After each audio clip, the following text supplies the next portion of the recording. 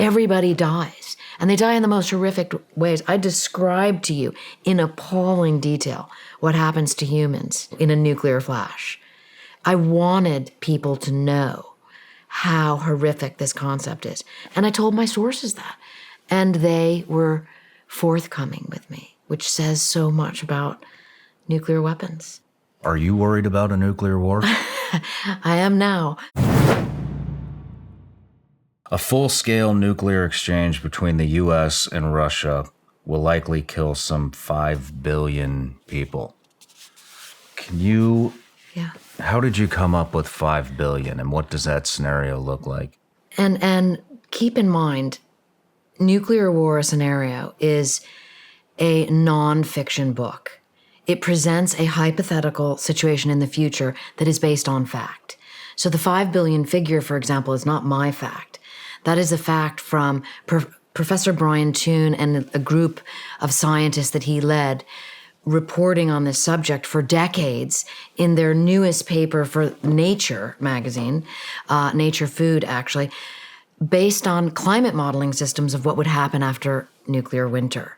And so the book takes you from nuclear launch to nuclear winter. Okay. 5 billion people are dead after nuclear winter. But a key, haunting line that was said to me that really allowed me to see the book clearly, because when you're, writing books as a process, you're reporting, you're interviewing people, you're figuring out how your chapters are going to lay out.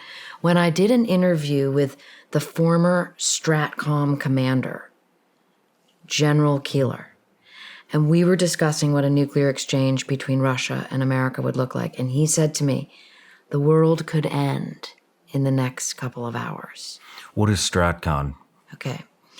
Great question. And how great that we don't need to know everything. That's how, right?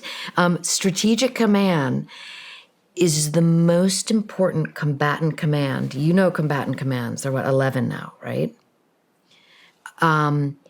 It's the most important combatant command that almost nobody has ever heard of outside of Strategic Command, outside of the military structure. It is the commander of Strategic Command is in charge of the nukes.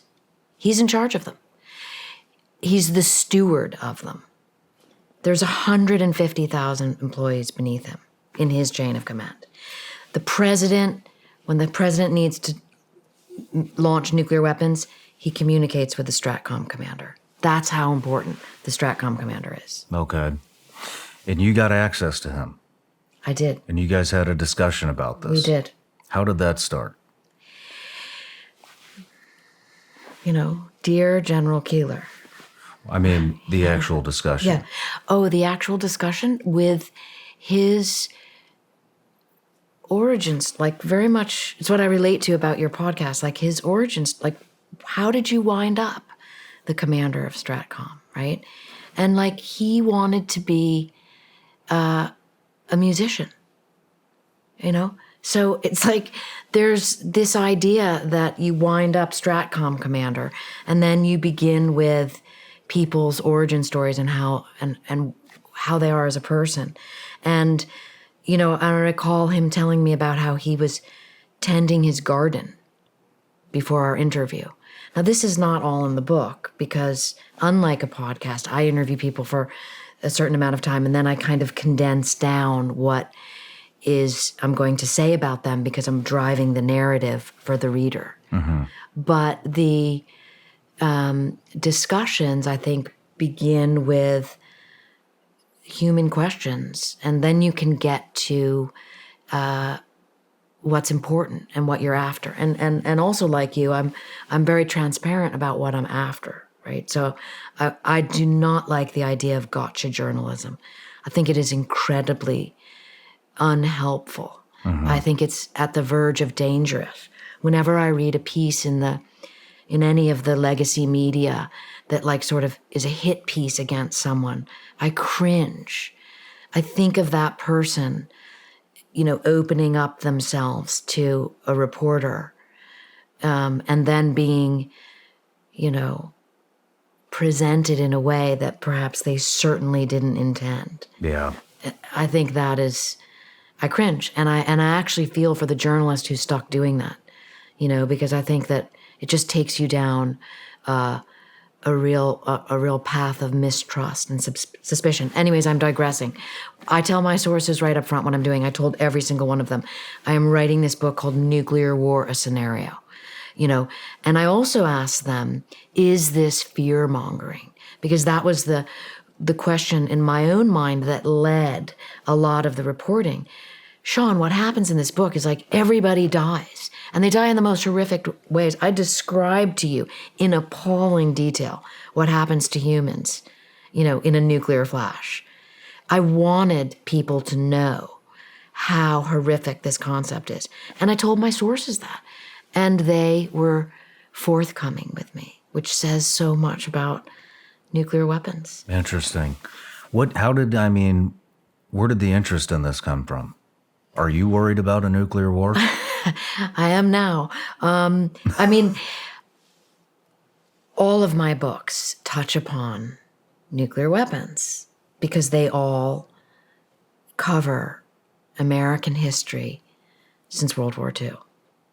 And in every one of my books, so imagine 100+ sources for each book, how many of those people told me with deep pride, Annie, I did what I did to prevent nuclear World War III, right? So a lot of our really dark, dirty even the CIA's most dastardly sort of dark-hearted operations, you could say, in the 50s and 60s, people I interviewed who worked on those, or the very non-kinetic operations like in Area 51, which deals with reconnaissance missions, spying on the Soviet Union to try and find out what's really going on there instead of speculating.